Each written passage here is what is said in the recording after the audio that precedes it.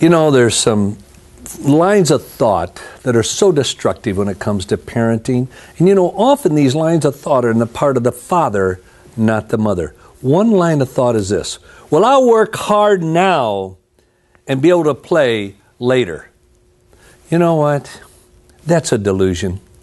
I've hardly ever met a businessman or woman who said, well, I'll work hard now, and then once I get the business going and everything, and then I'll play, then I'll spend time with the kids.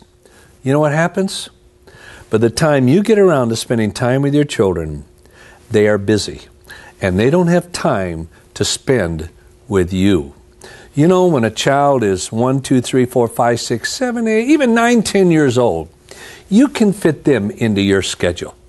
But I'll tell you this, by 11, 12, or 13 at the latest, you fit in to your child's schedule. If a little child comes home and says, Daddy, I got a problem, you can answer that later. Or said, Daddy, what about this? You can say, well, I can answer that tonight. When a teenager wants to talk to you, you have to do it right then.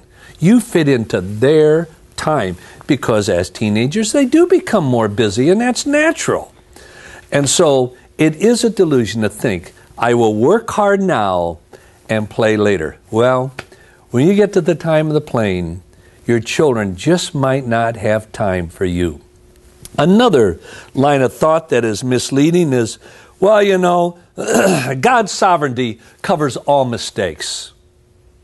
Yeah, you know, God's sovereignty does cover the mistakes we make. But I'll tell you this, the mistakes we make have a profound impact upon our children.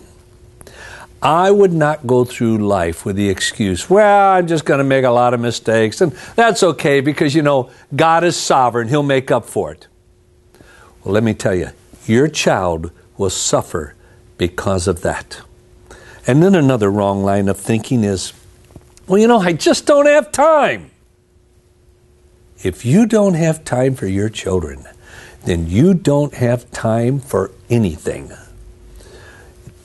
It takes time.